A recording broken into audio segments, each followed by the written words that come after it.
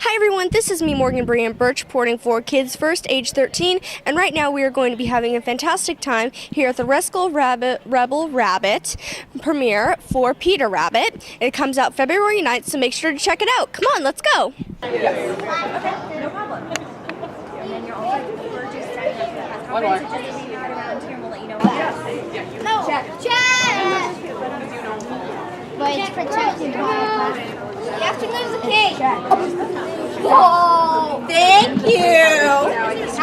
Last queen, take it. Boy's turn. Knight, take it. Girl's turn.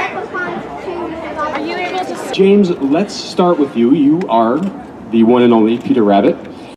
This kind of lovable, mischievous character that has been created in these beautiful books. In an animated / live action film before. So it was a new process for me. It's kind of liberating being the voice of an animated character where you can kind of concentrate on the voice as opposed to your physical actions. But no, I was very jealous that I was finally a part of a film that was, at least some of it was shooting in Australia, and I didn't get to be there for the Australia portion, which is ironic.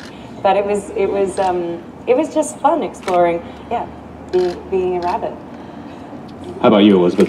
Well, I had a really lovely time as well.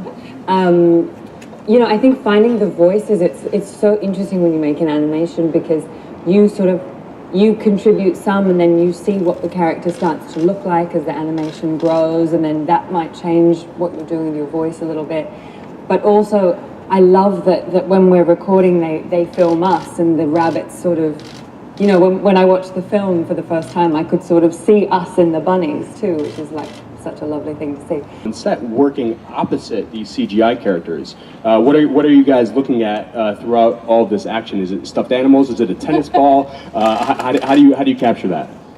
Yeah, both, right? I mean, it was tennis balls, men in blue leotards. What else was there? Like Blue stick. Blue stick. Yeah. Yeah. Is that a surreal experience? Does that get more normal as the days go on? It does.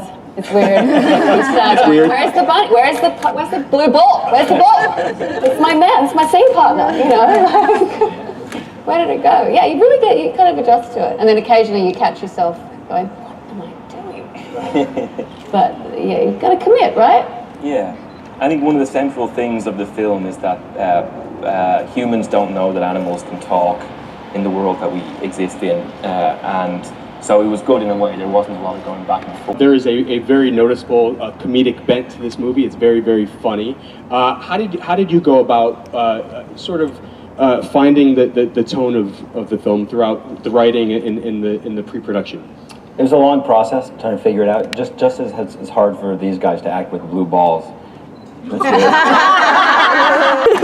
Margot Robbie, everybody. It was particularly enjoyable for me. Can't see a whole lot of Alan, his character from Goodbye Christopher Robin, in Mr. McGregor. Maybe. What do you think? No, he interacts with a children's literature character, I suppose. That's about it. Star Wars. Star Wars. You in Star Wars? I'm in Star Wars, everybody. I don't know if you guys know. In Star Wars. I'm not in Star Wars. James is not in Star Wars. Just people think I die in the last one. No, it's true. Yeah, there's a character right at the start. I haven't seen it, but there's a character. $1.3 billion. You haven't seen it. Well, then you're fine without me. Well, this is a good follow-up. This comes from Facebook. Mary wants to know, Donal, are there similarities between Hux and Mr. McGregor? Very similar. Yeah, it's kind of I think they're both a little bit uptight. They both get thrown into walls. There's definitely a crossover, but no, it was the first time. I think the aim with the whole film, generally with this film, is like to make children happy, to make children laugh. There's no better sound in the world than like a group of kids laughing. It's like it just makes you happy as well. So the aim is slightly different from Star Wars in that this is, for children. And so if it does what we set out to do with it, and it makes some children laugh, then I'll be absolutely delighted. I'm not sure that this would be something that kids might take away from it until he brought it up with me, where he said to me, The thing I love about the film is that everybody makes mistakes, and everyone's going to make mistakes, and all the grown-ups here and all the children here are going to, there's some mistakes coming your way, and that's inevitable. But what's important is not the mistake that you make, it's how you react to that mistake and the person you are after that mistake.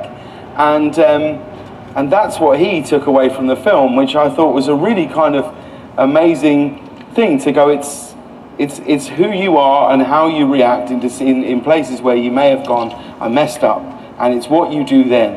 And if kids can come away with that would be a really, I don't know if that's what that means anything to you all, but that's what my son sort of thought about it, and I thought, well, that's a wonderful message. Yep. Happy Easter!